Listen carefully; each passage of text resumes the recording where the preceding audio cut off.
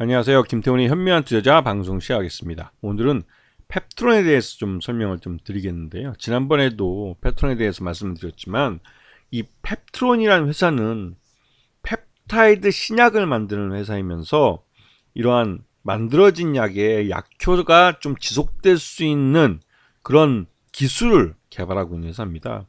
그래서 이 약효가 몸속에 침투돼서 어떠한 효능을 나타내는 데 있어서 그 지속성이 오래가면 오래갈수록 그러한 약을 반복해서 투여하는 기간이 좀 길어지게 되는 거죠. 특히 당뇨병 같은 경우는 이런 기존에는 약효가 뭐 하루 정도밖에 안 되기 때문에 매일 이 투약을 해야 되지만 이 약효 지속성이 길어지는 이 펩트론의 기술을 활용할 경우에는 이 기간이 일주일에서 한 달로 이렇게 늘어나게 되기 때문에 환자로서도 굉장히 좀 약을 사용하기에 편해지는 거죠. 그나마도.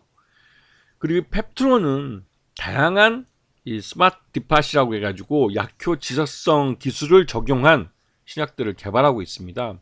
이게 이제 펩타이드 기반의 기술들인데 최근 들어서 이슈가 되는 건 PT403 그리고 PT404라는 당뇨병 치료제와 비만 치료제의 이 약효 지속성, 즉 한 달 이상 지속할 수 있는 이 기술이 시장 내에서 굉장히 좀 핫한 대우를 받고 있는 그런 상황입니다. 워낙 이 당뇨병과 비만 치료제가 선진국형 병이라고 해가지고 인구들 중에 이 비만과 또 비만이 발전해서 당뇨병으로 이 발전하는 이 비율이 많기 때문에 이런 비만 치료제와 당뇨병 치료제는 불가분의 관계로 함께 가는 치료제이기도 합니다.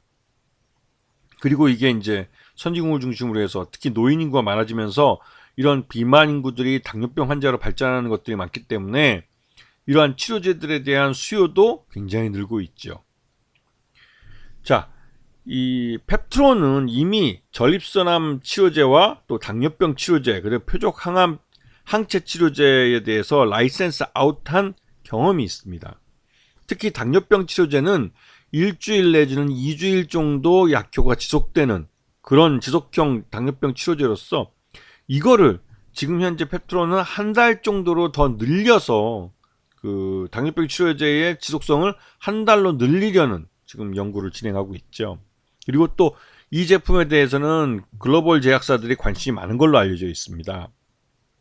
자, 펩트론의 이 전략은 R&D 전략은 자체적인 신약 파이프라인을 개발하면서 또 한편으로는 자신들이 보유하고 있는 약효 지속성 플랫폼 기술을 활용한 그 스마트 디팟이라는 그 펩타이드 신약을 개발하는 겁니다. 그렇게 해서 이런 양쪽으로 개발된 이 신약을 라이센스 아웃하는 기술을 지금 전략을 사용하고 있는 거죠.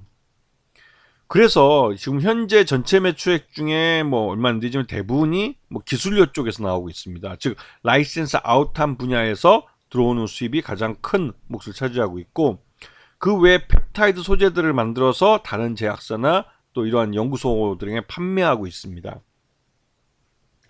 전체 매출액은 이 라이센스 아웃이나 했을 때 이게 계약금이나 마일스톤이 들어올 때는 늘어나지만 그렇지 않을 경우에는 굉장히 미미한 수준에 머물러 있는데요.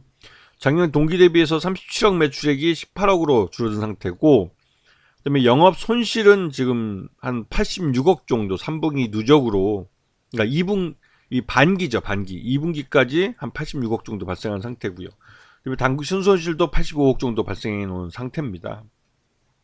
자, 최대 주주는 최호일 박사 쪽이 8.38%로 가장 많은 지분을 갖고 있고 그 외에 특수관계인들 포함해서 9.47% 굉장히 낮은 상태죠.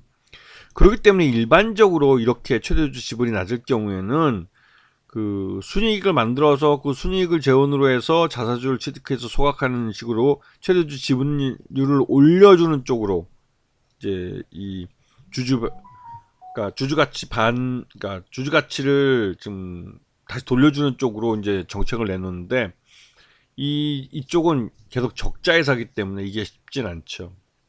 대신 이 기존에 연구 개발하는 것 중에 라이센스 아웃하는 것들의 계약금을 늘려서 그 계약금을 왕빵 받아가지고 그렇게 할 경우에는 말 그대로 이제 그 이익이 발생하기 때문에 그 이익을 기반으로 해서 뭐 배당을 줄 수 있거나 아니면 다른 그 자사취득과 소각을 하든 그런 쪽으로 가도록 하는 방향을 잡을 수밖에 없죠.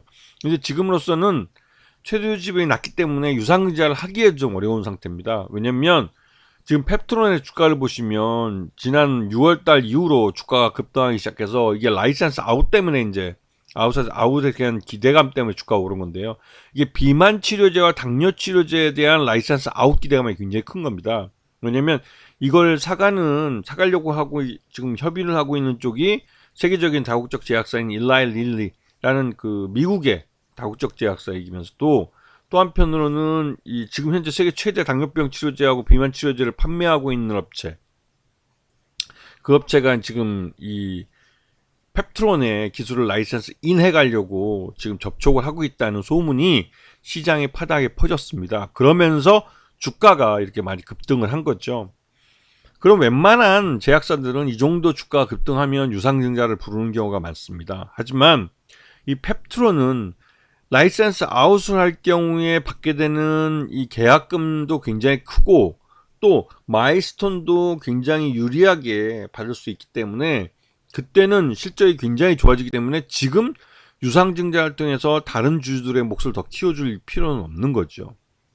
그렇기 때문에 유상증자를 하지 않고 지금 협상이 돼서 계약금이 들어올 때까지 좀 버텨보자 하는 전략으로 나가는 것 같습니다.